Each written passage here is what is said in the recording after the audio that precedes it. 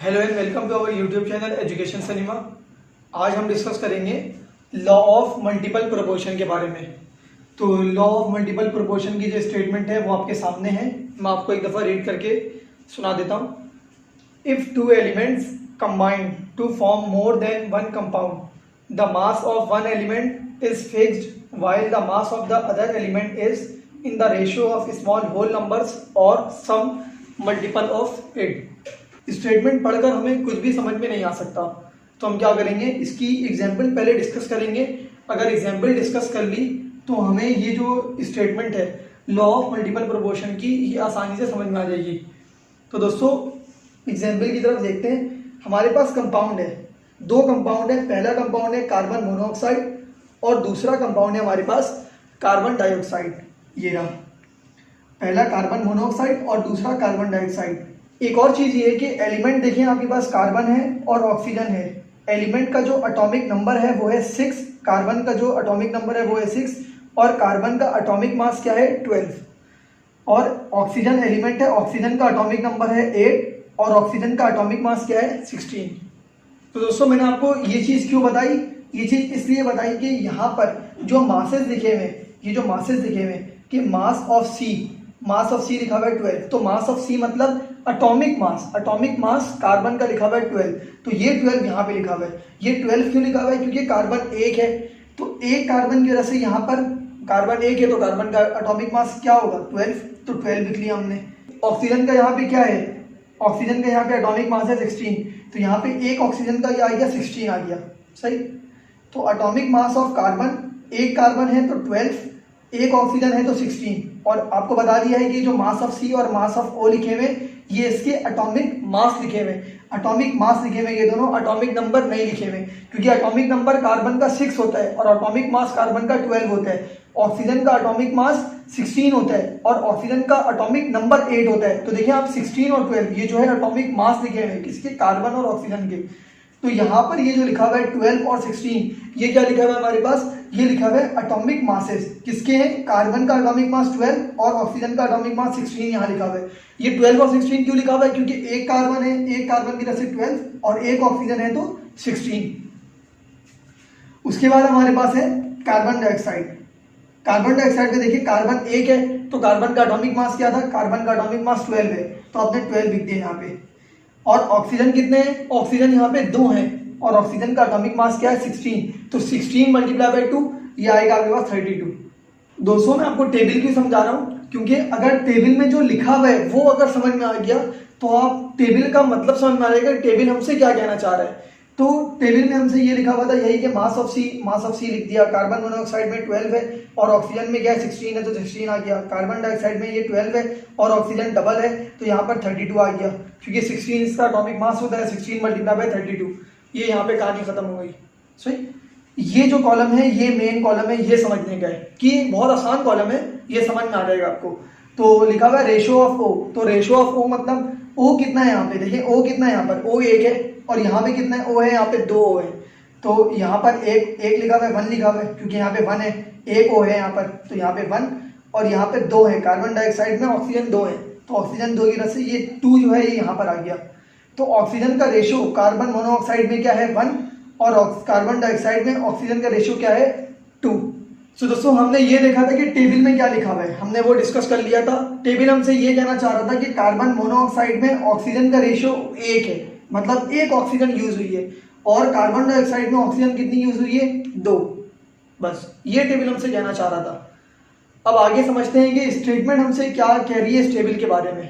दोस्तों स्टेटमेंट में क्या लिखा हुआ है, इफ 2 एलिमेंट्स, अगर 2 एलिमेंट, कोई से भी 2 एलिमेंट, जैसे यहाँ पर इसकी मिसाल दी हुई थी कार्बन और ऑक्सीजन की, तो कार्बन और ऑक्सीजन ये 2 एलिमेंट हैं, combine to form more than 1 compound.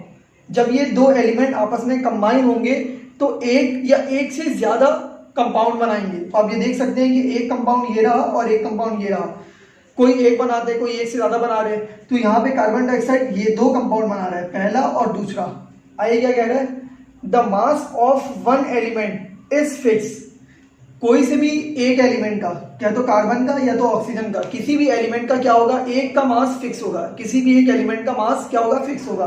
तो आप ये देख सकते हैं कि मास कार्बन मोनोऑक्साइड और कार्बन डाइऑक्साइड में दोनों में कार्बन एक है, यहाँ पे भी कार्बन एक है, यहाँ पे भी कार्बन का मास सेम है, यहाँ पे भी कार्बन का मास सेम है, दोनों का मास क्या है, सेम है। तो यही कह रहा है the mass of one element is fix. सही है, फिक्स है। दोस्तों आगे क्या कह रहे हैं, while the mass of the other element is in the ratio of small whole numbers or some multiple of it। वो कह रहा है कि जो दूसरा एलिमेंट है, अगर एक का मास आपने फिक्स कर दिया है तो दूसरे एलिमेंट का मास क्या होगा, स्मॉल होल नंबर रेशो में होंगे। जैसे ये रेशो कौन सा बन रहा है, इसका रेशो बन रहा है 1:2 का, कि यहाँ पर ऑक्सीजन 1 है और यहाँ पर ऑक्सीजन 2 है। तो ये कह रहे हैं कि स्मॉल रेशो में होंगे ये, दूसरे एलिमेंट का जो मास होगा ना वो आपस में स्मॉल होल नंबर रेशो में होंगे। तो देखिए 16 और 32 को ऐसे में डिवाइड करूंगा, ये रहा 16 और ये रहा 32, तो 16 1 और ये आ जाएगा हमारे पास 2। तो यहाँ पे इसका आंसर क्या आया, 1/2। तो रेशो में किस तरह लिखते हैं, 1:2 इस तरह लिखते हैं। तो आप ये देख लें 1:2 का रेशो आया हुआ है। तो यही कह रहा है कि स्मॉल होल नंबर्स और सम मल्टीपल ऑफ इट, ये स्मॉल होल नंबर में आ गया या फिर कोई मल्टीपल आ जाएगा। हो सकता है कि यहाँ पर अगर 2 होता तो यहाँ पर 4 होता, यहाँ पर 5 होता, यहाँ पर 10 होता, तो कोई मल्टीपल होता है इसका। सो दोस्तों ये रहा आज का लॉ ऑफ मल्टीपल प्रोपोर्शन। तो दोस्तों उम्मीद करता हूँ आपको ये वीडियो जरूर पसंद आई होगी। हमारे इस चैनल एजुकेशन सनीमा को जरूर सब्सक्राइब करें और हमारे इस वीडियो को जरूर लाइक करें। आज हम डिस्कस करेंगे लॉ ऑफ रेसिप्रोकल प्रोपोर्शन के बारे में, कि लॉ ऑफ रेसिप्रोकल प्रोपोर्शन क्या है। तो दोस्तों इसको समझेंगे हम एक स्टेटमेंट और एक एग्जाम्पल के जरिए, क्योंकि स्टेटमेंट के साथ अगर एग्जाम्पल नहीं समझेंगे तो ये स्टेटमेंट भी कभी समझ में नहीं आएगी। तो इसका मतलब है लॉ ऑफ रेसिप्रोकल भी समझ में नहीं आएगा। तो दोस्तों एग्जाम्पल को डिस्कस करना लाजमी है। तो यहाँ पर जो एग्जाम्पल में लिखा हुआ है इसको मैं आपको समझा देता हूँ कि क्या लिखा हुआ है।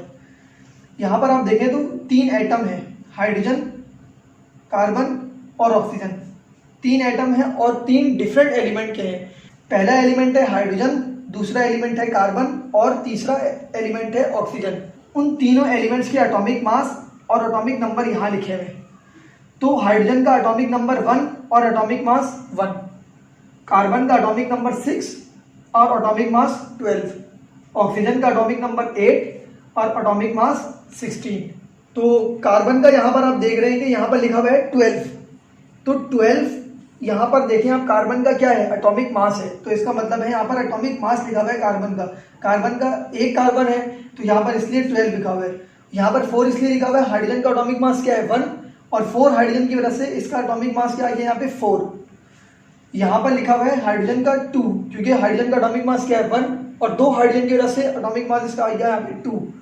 और O क्या है यहाँ पर, ऑक्सीजन। ऑक्सीजन का एटॉमिक मास क्या है 16, तो ऑक्सीजन का एटॉमिक मास, एक ऑक्सीजन है तो इसका एटॉमिक मास आ गया।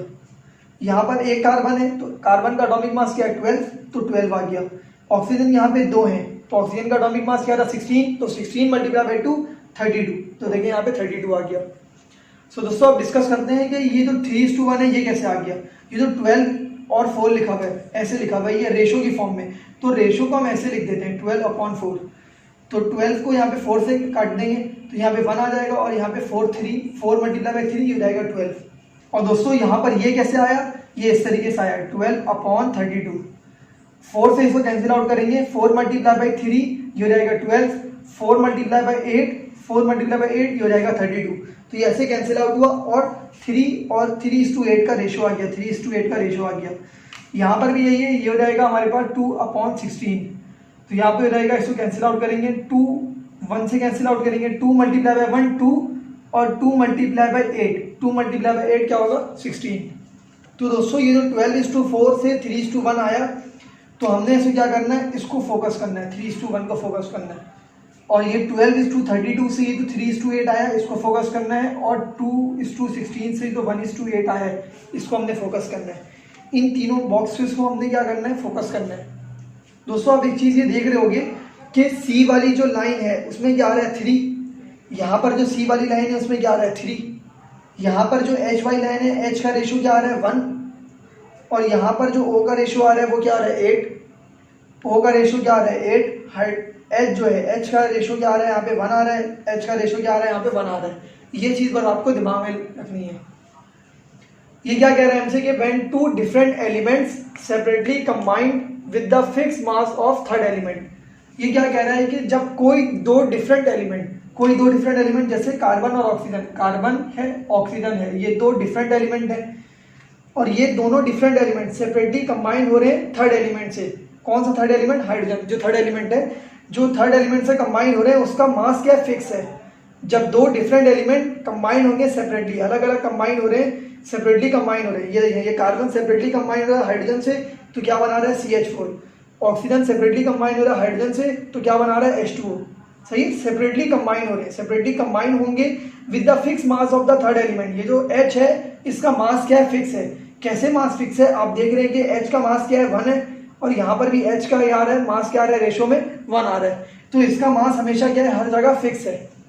The proportion in which they combine with one another, जो प्रोपोर्शन में ये जो कंबाइन हो रहे हैं इसमें हाइड्रोजन का क्या प्रोपोर्शन है? हमेशा हाइड्रोजन का मास क्या फिक्स है। यहाँ पर भी अभी इन दोनों को फोकस करेंगे कि यहाँ पर हाइड्रोजन का मास क्या है? 1 है, और यहाँ पर भी मास 1 है। जब ये सेपरेटली कंबाइन हो रहे हैं, फिक्स मास, इसका मास क्या है? फिक्स है, मास फिक्स है, और इसके साथ क्या हो रहे हैं? कंबाइन हो रहे हैं।